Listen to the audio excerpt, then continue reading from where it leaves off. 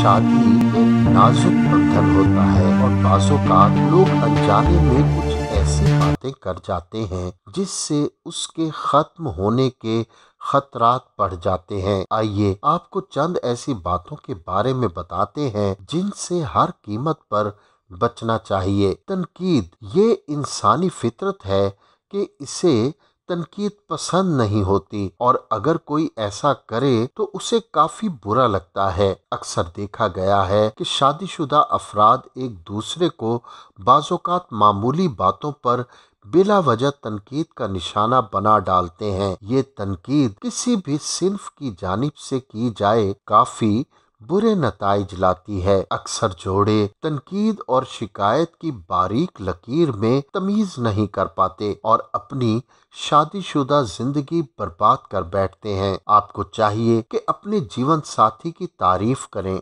और अगर उससे कोई गलती हो जाए तो उसे तनकीद का निशाना बनाने की बजाय आराम से समझाएं। ये बात गलत है और इसे इस तरह नहीं होना चाहिए। किसी भी इंसान को अपनी तौहीन बिल्कुल भी पसंद नहीं होती। अगर आप अपने जीवन साथी के साथ तौहीन वाला रवैया अपनाएंगे तो यकीन जानिए कि उसे ये बात ना सिर्फ अच्छी नहीं लगेगी बल्कि उसके दिल में इसलिए इज्जत कम होती जाएगी। अगर आपके जीवन साथी से कुछ गलत हो जाए तो इस अंदाज में बात कीजिए कि उसे महसूस ही ना हो कि आप उसकी तौहीन कर रहे हैं। अक्सर देखा गया है कि लोग अपनी लड़ाइयों को रिश्तेदारों के सामने तय करने की कोशिश करते हैं और बातचीत के दौरान कुछ ऐसी बातें कह जाते हैं जो तौहीन के जुमरे में आती हैं। तवज्जो से ना सुनना,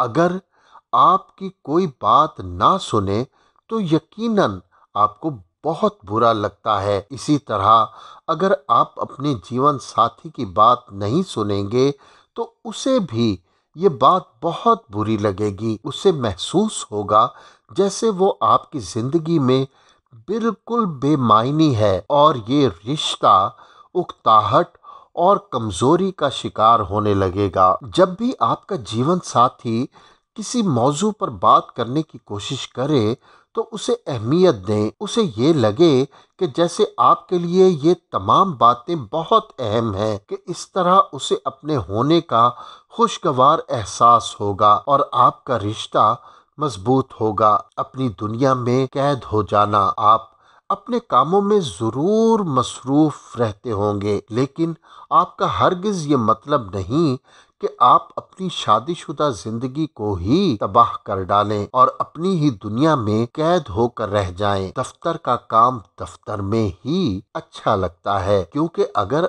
आप घर में भी दफ्तर को महवे गुफ्तगू बनाएंगे तो उसका आपकी शादीशुदा जिंदगी पर मनफी असर होगा। जब घर आए तो अपना तमाम वक्त अपने जीवन साथी को दें और ये महसूस करवाएं कि आपके लिए दुनिया का सबसे अहम काम उसे वक्त देना है। शहजादी डायना को आज भी किसी तारुफ की जरूरत नहीं, जिन्हें दुनिया भर में बहुत मकबूलियत हासिल थी। आजहानी बरतानवी शहजादी डायना से मुतालिक आज भी मीडिया चैनल्स और मुख्तलिफ सोशल मीडिया प्लेटफॉर्म्स पर राजों से पर्दा उठता रहता है जिनको जानकर कोई भी हैरत में मुब्तला हो जाए। वहीं शहजादी डायना के हवाले से एक और सच सामने आया है जिसके बारे में कोई तसव्वुर भी नहीं कर सकता। उनके साबका शाही फोटोग्राफर डायना के बारे में कई साल बाद अहम इंकशाफ करते हैं। लेडी डायना के पुराने शाही फोटोग्राफर अनवर हुसैन ने इंकशाफ किया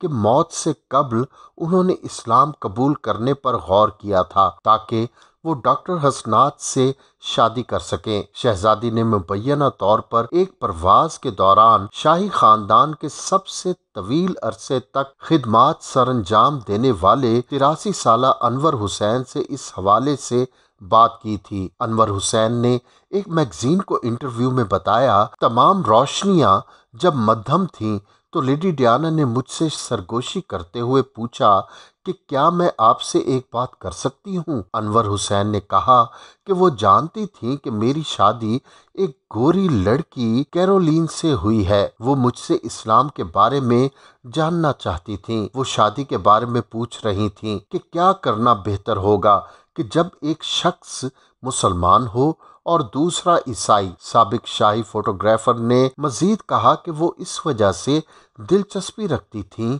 कि वो उस वक्त के दोस्त डॉक्टर हसनात खान के साथ रिलेशनशिप में थी। अनवर हुसैन ने बताया कि डियाना ने डॉक्टर हसनात का जिक्र नहीं किया था। उन्होंने कहा कि मुझे ऐसा लगता है कि डियाना ये सोचती होंगी कि डॉक्टर हसनात के घर वाले उन तमाम चीज़ों पर क्या रद्द अमल जाहिर करेंगे। उनके वालिद अब्दुल रशीद खान ने डॉक्टर हसनात से कहा था कि अगर तुमने लेडी डियाना से शादी की तो वो 1 साल से ज़्यादा नहीं चल सकेगी। हम सकाफती तौर पर एक दूसरे से बहुत मुख्तलिफ हैं। ख्याल रहे कि शहजादी डियाना सन 1997 में फिल्म प्रोड्यूसर दोदी अल्फात के हमरा एक कार हादसे में दुनिया से चल बसी थीं। एनसीओसी ने कोरोना की अलामात का शिकार अफराद के लिए घरों में करंतना की गाइडलाइंस जारी कर दी हैं। एनसीओसी का कहना है कि कोरोना के फैलाव को रोकने और सेहत के शोबे पर